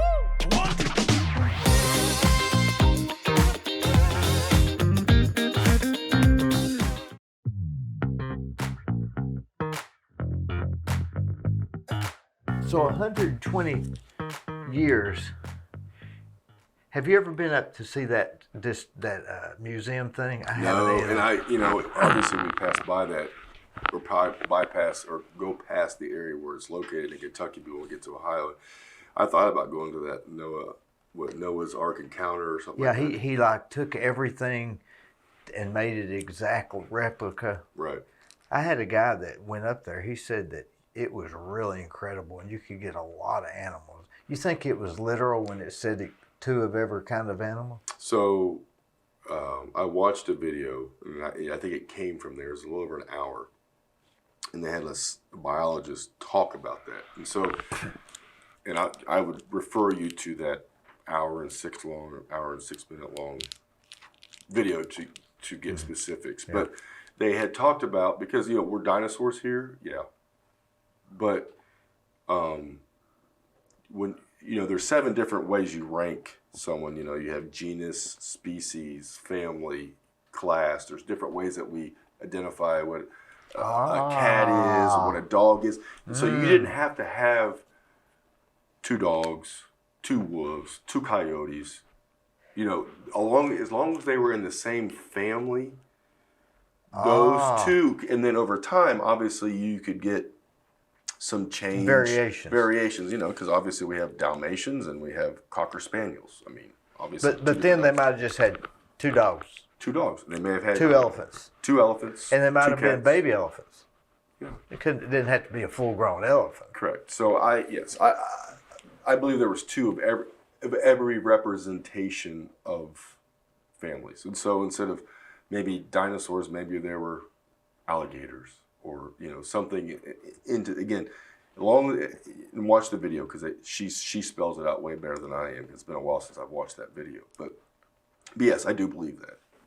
Do you think that, being a medical doctor, do you think that there's we're Homo sapiens, right? Right. What about the one before us? They talk about that Neanderthal. That's over my head. Where do you want to go down? Was there really a Neanderthal? No, I don't believe so. It was just a early human. Yeah, we've gotten taller over the years. Well, some things have changed. Our nutrition obviously is way better than it was before. But if you believe what the Bible says, the earth was created 6,000 years ago, not 4 billion years ago. That's a big mystery, isn't it? Well, I mean, why would it want to be different? Because Satan would want us to think something else. Again, I will probably be saying things here with you today that we're just guessing. You may get some phone calls on, or I may get some comments on, and that's okay. We'll take them down. It's fine. You do it. But no, I mean, if you believe the Bible, and of course I do, I mean, we're only 6,000 years old. I mean, and so. I've got a theory on that I've never heard anybody say, that I've got my own theory. But God created Adam. How old was he when he created him? He wasn't 2. He was 35. It's probably somewhere, yeah. So if he created Adam at 35, if you'd have done a DNA test, if you'd have done a test on Adam right then, you'd say, no, it's not true. He's been alive 33 years. So couldn't he have created Earth with some age? Just like he created Adam with some age? Yeah, and again, this video the one I was just talking about, talks about how they say the Grand Canyon was formed over X amount of years. Yeah. And they've shown that you can get a big change in certain areas with, changes in the weather as far as water and this and that. Mm-hmm. And so again, the video does a better job explaining that. So, but to say that, we started from cells in the water or some protozoa or whatever, and somehow evolved all the way into this. Now they say, well, it took 4 billion years. Okay, 4 billion years. Okay, well, that is a long time, and no one obviously understands 4 billion years. If your lifespan's 80 years, you don't understand 44 billion. So, but if you understand science and understand physical chemistry, everything goes to entropy or disorder, not order. I've heard some people say, well, if I put all the parts for a 747 out in the middle of this tarmac, over 4 billion years, would those parts ever arrange themselves into a 747? That word was interesting. Entropy? Entropy, yeah. What does that mean? It just means things go into a system of disorder, not order. So, like chemical reactions in cells, and they go to a more and randomized. a dirt bank, it'll erode. Yeah. It doesn't. It doesn't It build doesn't itself build up. itself up to Yeah, nice it goes and smooth. down. I mean, I mean, name anything that doesn't go into Down. entropy. wait, that's why you have a job, right? That's right. You have to fix things. Even a over flower time. will grow and then dies. Yes. Yeah. That we would be the only thing that was not subject to that if we were to be getting better. Yeah, I mean, over these years, I mean, has anything really changed with us? I mean, we can't fly, we can't jump 10 feet high, All we are is just a few inches taller yeah. on the average. And we live longer. Again, I think obviously that's helped with medical advances and nutrition and certain other things, but yeah. You know, the Gita, they say the Gita and the Quran both have the story of Noah. Yes. You know why that is? No clue. Because there was only 8 people on the ark, right? So after that, there was no other live people that Yeah. we're aware of. So guess what? His 3 sons, and then their grandsons, they went out to different Shem, Ham, and parts. Japheth? Yeah, they went out in shape. They all went to different parts of the world. So guess what? They all knew the same story. And so most civilizations or different, religions, they're all going to have some type of flood story. Because guess what? They all came from the same group of people. I study the Bible like that not because I'm afraid of going to hell, but because it's interesting to me. I mean, it's a murder mystery. To me, it's a real life mystery, and I enjoy that. I like talking about it. Well, I think like I said, the last couple of years is when I've been starting to look at it more, and it is made, if you think about Jesus coming, and you think about prophecies and end times and this and that, I mean, Jesus is talked about at least 5 times that I'm aware of in the Bible before he's here. You got Genesis 3, he will bruise his heel and he will crush his head. You got Isaiah 53, which is like the gospel, but in the Old Testament. You got Abraham and Isaac, where he was getting ready to sacrifice him. You got Hosea and Gomer, where he goes and rescues her from prostitution. And then you got Passover, where they put the sign of the cross. They didn't know it at the time, but they put the sign of the cross, over the doorway in Egypt, so that the angel of death In red, right? In red, yeah, Red. in blood. And again, symbolization. There again, And when blood. the blood, yes. And when did Jesus die? He died on Passover. I mean, so it all, yes, the more I read it, the more amazing how obviously God has formed all this. It does not contradict itself No. on those things. I know a couple of times Paul said, I'd rather be married, rather not be married. But I think that was maybe his preference and not laws. It's not a law. I mean, the reason and again, marriage is just like Christ in the church. So I am supposed to treat my wife like Jesus treats the church. Mm-hmm. But God knows, and then Paul was saying, we know that people have tendencies, right?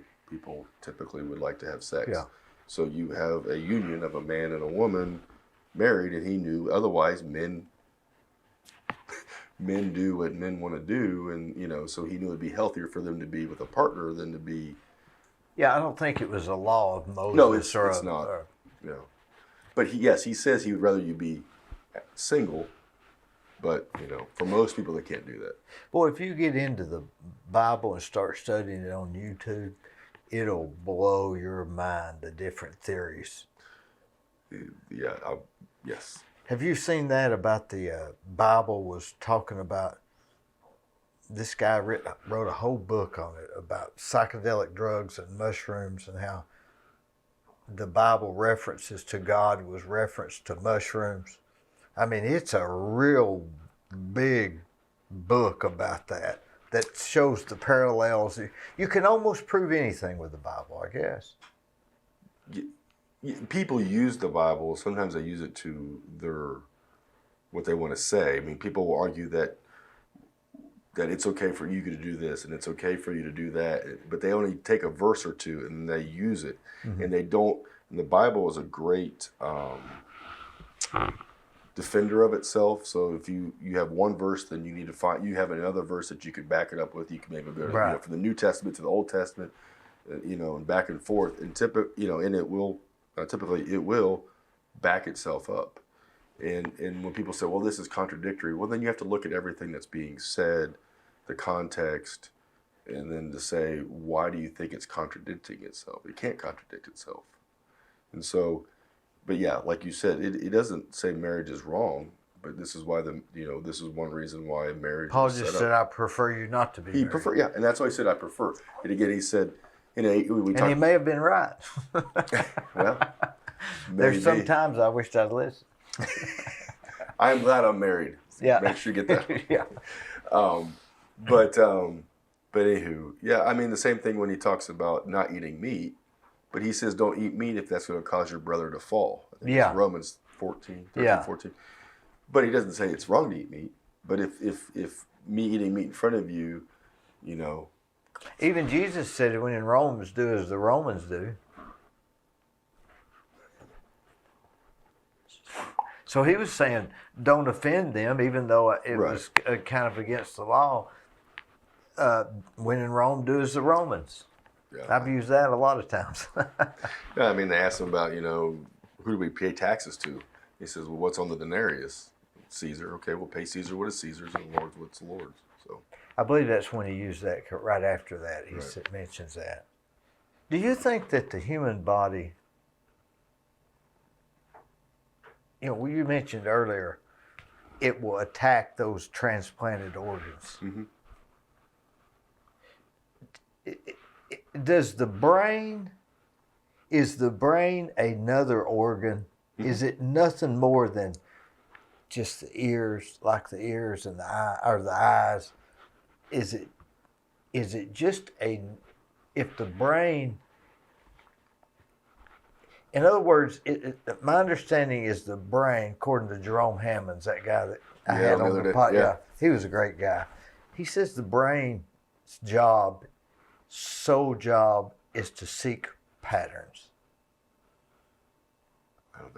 There's a lot of jobs for the brain, but that'd be part. I mean, you look at certain, like for instance, if you're doing a construction, or if you're going to let's say you go out to a new construction, and you look at it day in and day out, and then one day you go there and go, wait a minute, where's that LVL?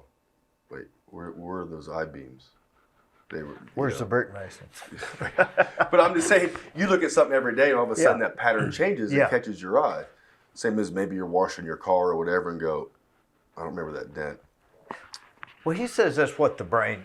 I mean, that is one of its many But the functions. the brain has got to be sending us signal that says my foot's burning. I'm standing on a hot pavement. My foot's burning. Take it off. So it's got to go down the veins and come back up. So, actually, it comes from the pain receptors in your foot that go up to the brain, and the brain says this ain't right, and then it tells your muscles of your leg To fight or to fly. move. Yeah. So how does it send it? Through veins? No, it sends it through the nerves. There's nerves that go up your leg, and then that goes up your spinal cord, and then to the different Is there places. nerves going through everything? Yes. Now that's different than veins, right? Yeah, veins, arteries, and nerves—they all go together as a. They're kind of like a trifecta. They go everywhere together. Veins, arteries, and nerves. For the most part, What sends the signal to the brain? the nerve.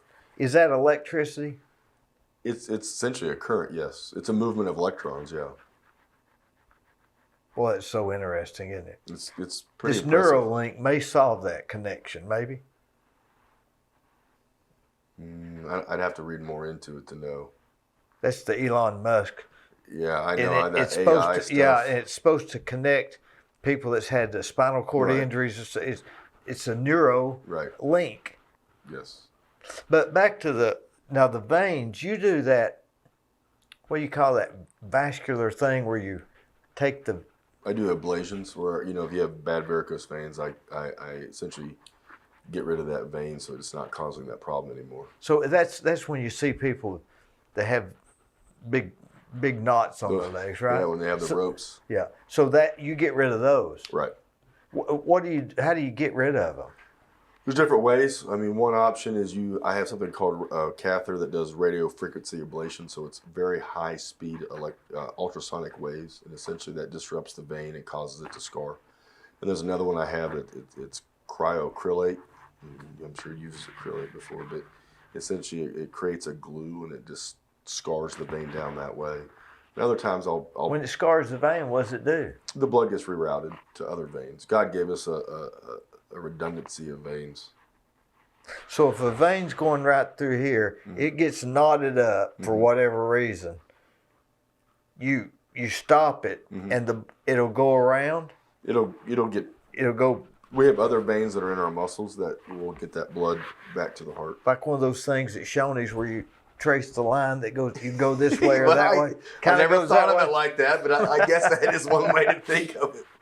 So there's more ways. Yes, It's 'cause- absolutely. Is it true that some people can have heart troubles and they'll instead of having a heart attack, it'll go around it, like go around a blood clot? So that's more on the artery side. And so if your artery blocks down slow enough, then maybe. yes, over time your body will make other little vessels to get around that blockage. Now, it's not as good. It's like instead of driving down I-75, you have to get off at exit 20, go down interstate or Bancroft 11 Road. or wherever, Yeah. take 11 all the way back down to Ottawa, Yeah. then get back on 75. Well, it takes you longer, right?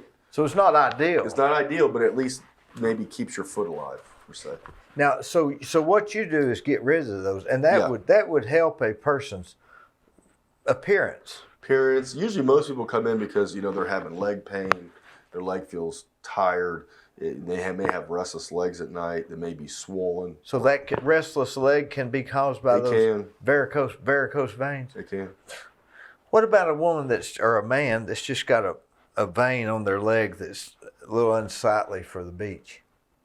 I'd say come see me if you don't like it. Can you get rid of those?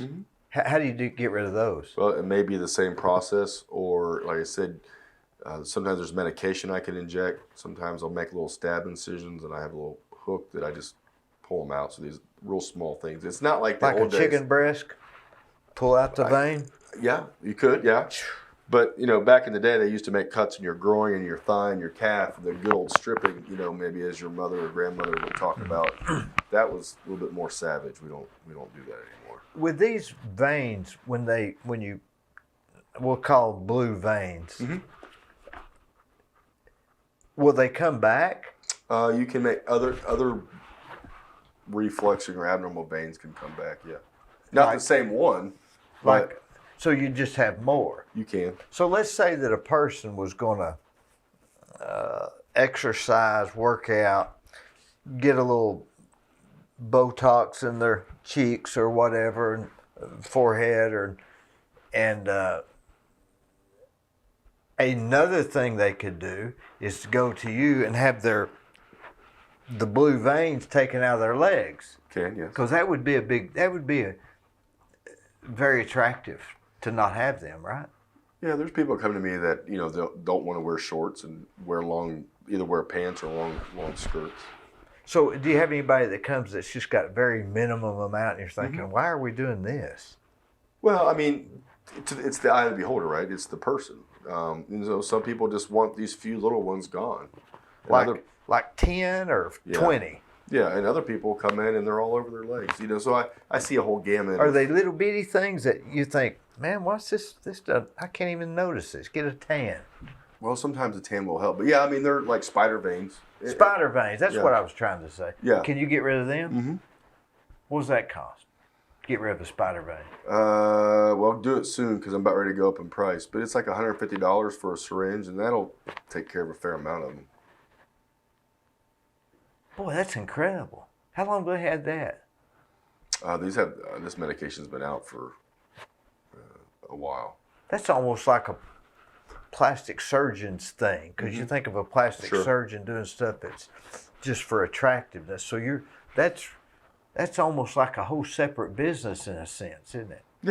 I mean, insurance doesn't cover it, so you have to pay for that out of pocket. So the varicose veins insurance will cover, but the spider veins you have to pay for yourself. Well, that'd be a good business. Good thing for most people get them on their legs. Mm-hmm. Wonder why that is. Because you're thinking of more pressure. So when you're standing or sitting, that blood has gravity pulling it, trying to pull it back down.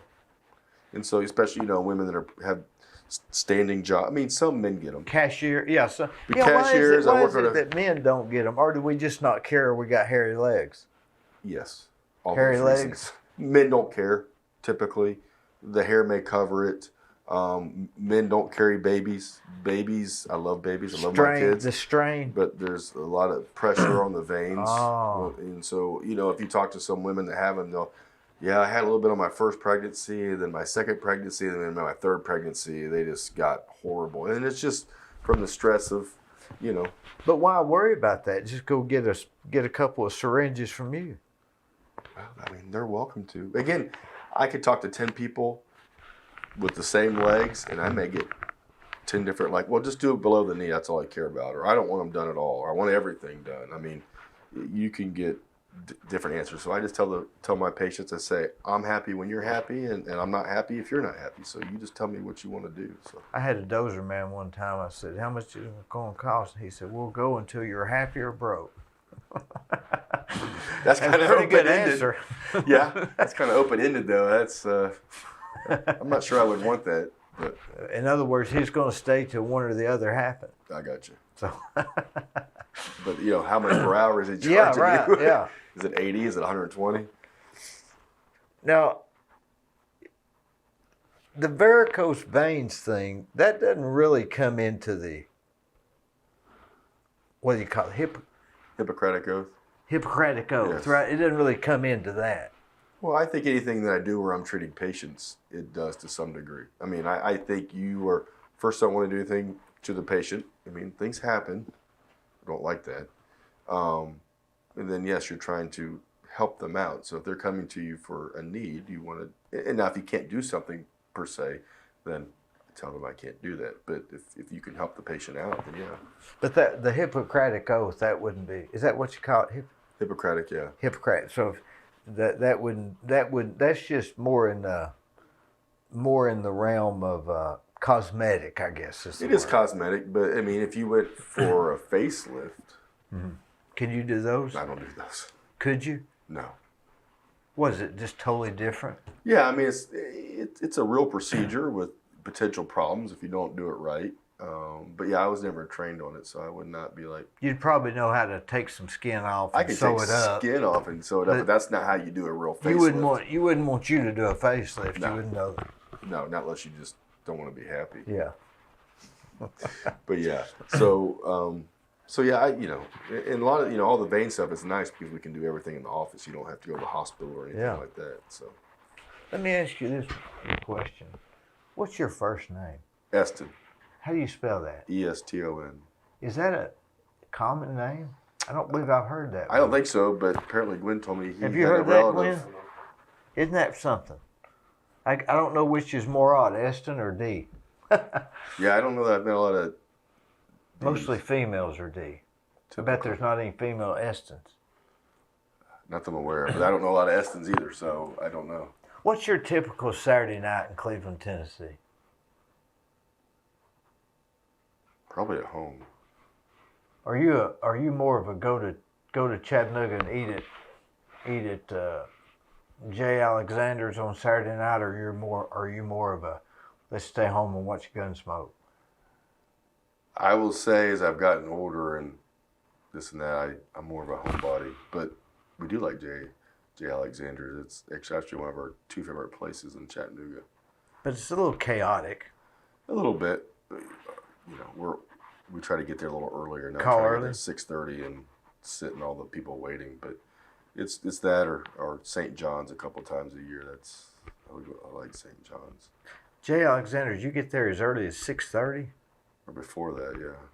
on a Saturday night, Try, yeah. and then just home, or do you go to the movies? Go home, or because we have the 3 kids, and so maybe we'll go do something on the way home, or maybe since we're down there by the mall, maybe go over to Hamilton Place. Just walk around. Well, no, we usually go. I don't typically go to walk. I typically go to So there's something. there's a reason. Yeah. Or go to one of the sports stores or whatever. What about the movies? I don't go to movies much. You hadn't seen that new, what's that new one? I did see Top Gun Elvis. too. I'd like to see it. Was it good? Well, see, I liked it. Sorry, I liked it because it had a lot of nostalgic things that it brought back from the first one. Did they show scenes from the last one or anything? No, not really. But they referenced different things. You know, like Goose's. You know, the guy that died in the first movie when they ejected. You know, his son is in it, and so they have that dynamic going on. And obviously, Maverick's cavalierness has not changed. And What Tom Cruise? But he made a good, and I liked it for a few. That was a big one, and they didn't have a lot of drama. There was no politics in it. It was just, I mean, it was a drama. Obviously, it was a movie, but good action. The action was really good. I just thought it was well done. What's your take on Scientology? That's a whole nother thing, isn't it? Yeah, I mean, I don't even understand it. I don't understand it either. And and you hear people that come out of it and weren't happy and felt trapped and Like the girl in King of Queens. Yeah, Leanne Remy. Remy, yeah. Well, she's a good actor, isn't it? I enjoy watching her. I like her New York accent. But yeah, I used to know some stuff about Christian Scientology, but from what I understood, it was not. Do they have a plan of salvation? I don't think so. If they don't have a plan of salvation, or they might have a thing that they believe happens with your death. I mean, to me, the only plan of salvation is Jesus Christ. So anything outside of that, to me, is fake. do you know Buddhism's not a religion? That it doesn't offer a plan of salvation. It's just a lifestyle. Right. My understanding. I think that's right. And Hinduism has thousands and thousands and thousands of gods. I talked to a Hindu girl a couple weeks ago. She said they believe in the same God we do. Well, he's probably, for them, it's one of them. She said there's only one true God. I didn't get into her about cows, but I'm sure it was. Well, my understanding. It's a whole nother. I mean, I'd be happy for a Hindu person to tell me that, I'm not right, but from what I understand. Her thing was, she said, I believe the same God you do. Well, some people say that we believe in the same God as Muslims, Yeah, they call him Allah, right? Yeah, but they say God, but I believe Islam came off of when Abraham Jacob and Esau. When Abraham had his child with the concubine, and then he was sent out, and then they had Isaac, and then the concubine's Isaac son and out. Ishmael. Yeah, Ishmael. Thank you. Yeah. Ishmael went out. My understanding is, again, if I'm wrong, I'm happy to be educated, but I believe he's the one that went out and started the Islam. I believe so. And then obviously Isaac, and then Jacob, and I hope we're thinking of the right one. No, I think so. I think that's right. I think it is. I believe it is Ishmael. So they say that we go to the same God, but no, our God is Yahweh, and then their God is Allah. Right. So it's not the same God. Yeah, they call him Yahweh. Or is it not the same God that we're thinking of? No, I mean, our God is Yahweh. Theirs is Jehovah. Theirs is Allah. So it's not the same God. But people have tried to say that, and it's not true. Boy, it's all confusing, isn't it? Which is more confusing, religion or medicine? That's a good question. Sometimes patience can be confusing, but I think, you can answer that in different ways. I mean, if you believe in Christianity, then the Bible could be tough to understand, but it's not. I don't know that it's confusing once you start studying it. To understand why all these different other religions are around, I think that's to confuse people. Did you hear about that guy that went to the doctor and said, Doc, he said, my arm hurts when I go like this. And the doctor said, well, don't go like Don't do this. that. Yeah, exactly. I appreciate it. Hey. Thanks for coming. Yeah, thanks for having me. I appreciate it.